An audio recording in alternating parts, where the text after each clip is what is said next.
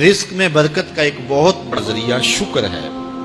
ارشاد فرمایا لَإِن شَكَرْتُمْ لَأَزِيدَنَّكُمْ، اگر تم شکر کرو گے وہ تمہیں اور زیادہ عطا کرے، اور اگر تم شکر نہیں کرو گے وَلَئِن كَفَرْتُمْ، کفران نعمت کرو گے، إِنَّ عَذَابِي لَشَدِيدٌ، تو پھر میرا عذاب بڑا سخت ہے۔ رزق کے اضافے کا ایک اور بہت بڑا سبب انفاق فی سبیل اللہ ہے۔ اللہ فرماتا ہے جو تم خرچ کرتے ہو تو جو چیز تم نے نکال دی اس کی جگہ اللہ تمہیں اور عطا کر دیتا ہے۔ بعض کا ہمارا یہ ہوتا ہے کہ کوئی آدمی مالی بحران میں آ گیا تو وہ کرتا کیا ہے کہ جو راہ خدا میں دینے کا کھاتا تھا پہلے اسے کلوز کرتا ہے، یہ فلاں مدرسے کو دیتے ہو یہ بھی بند کر دو، یہ مسجد کو دیتے ہو یہ بھی بند کر دو، یہ فلاں غریب کو دیتے ہو یہ بھی بند کرو، حالات ٹائٹ ہو گئے۔ لیکن 5 گاڑیاں ہیں تو 2 گاڑیوں پہ گزارا کر لیا جائے، پیٹرول بچے، یہ نہیں ہو سکتا۔ گھر کے لچھن وہی ہیں لیکن بند کہاں سے کیا؟ جہاں سے رزق آنا تھا۔ ہمیں تو یہ حکم دیا ہے جب رزق تنگ ہونے لگے صدقہ دے کے رب سے کاروبار کر لو، صدقے سے تمہارے رزق میں اضافہ ہوگا۔ یہ رب کا وعدہ ہے اور اللہ کے وعدے جھوٹے نہیں ہو سکتے۔ رزق کی برکت کا ایک اور بہت بڑا ذریعہ النکاح ہے۔ فرمایا اگر تم نکاح کرو گے تم فقیر ہو وہ تمہیں غنی کر دے گا۔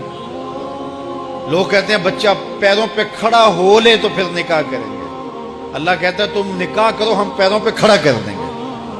ہمارا فلسفہ اپنا ہے، اس کا حکم اپنا ہے۔ وہ کہتا ہے ابھی تو یہ اپنے لیے نہیں کماتا تو جو آئے گی اس کو کہاں سے کھلائے گا؟ میاں جس نے آنا ہے اس نے اپنا رزق لے کے آنا ہے۔ تو بچوں کی شادیاں کرو اگر وہ جوان ہو گئے، رزق نصیب ہو۔ اپنے اہل خانہ کو نماز کے حکم دینے سے رزق بڑھتا ہے، کیونکہ جو صبح کا وقت ہوتا ہے یہ رزق کے بٹنے کا وقت ہوتا ہے، اور جس گھر میں صبح کے وقت لوگ سوئے ہوئے ہوتے ہیں وہاں بے برکتیاں ہوتی ہیں۔ تو طلوع فجر سے لے کر کے طلوع آفتاب تک اپنی اولاد کو، بیوی کو، بچوں کو نہ سونے دیں۔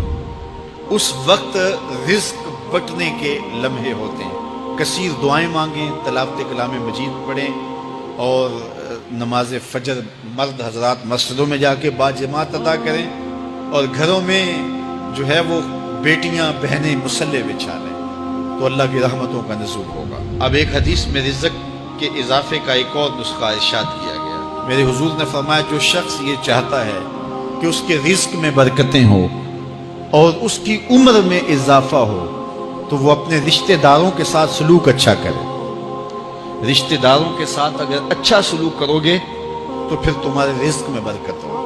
غریب ہیں تو ان کی مدد کرو، ان کی بیٹیوں کی شادیاں اپنے ذمے لے لو اگر اللہ نے آپ کو وسعت دی ہے، ان کی پریشانیاں بانٹ لو، ان کا قرضہ ہے تو اتارنے کی کوشش کرو، ان کو مشکلات سے نکالنے کی کوشش کرو۔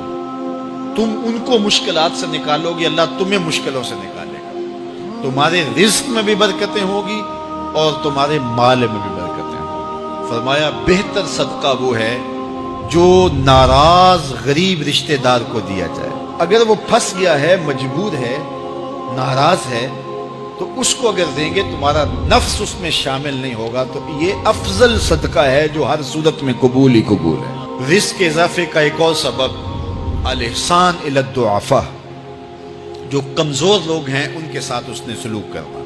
الانفاق علی طلبۃ العلم، طالب علموں پہ خرچ کرنا، یہ بھی رزق میں اضافے کا سبب و ذریعہ ہے۔ وہ حضرت بابا فرید نے کہا نا چھٹا رکن دین کا روٹی ہے۔ گھر میں کچھ نہ ہو تو پھر نہ نماز اور نہ ہی دیگر امور کی لذت آتی ہے، تو یہ رزق فراواں اور وسیع اور مبارک نصیب کرتے اللہ۔ تو اس کے لیے ایک اور وظیفہ میں دیتا ہوں، اور وہ یہ کہ مغرب کے بعد 21 مرتبہ سورۃ الکوثر پڑھ لیں، کثرت ہو جائے گی انشاءاللہ۔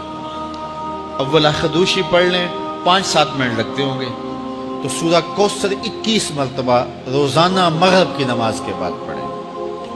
اور اگر بہت زیادہ مسائل ہیں تو ہر نماز کے بعد پڑھ لیں، تو انشاءاللہ آپ دیکھیں گے کہ گھر میں برکتیں اترتی محسوس ہوں گی، انوار کا نزول ہوتے محسوس کریں گے۔ تو یہ وہ رزق کے اسباب ہیں، اگر ہم اختیار کر لیں تو ہم اللہ کی خاص رحمتوں کے حقدار ہوں گے۔ اللہ ہم سب کو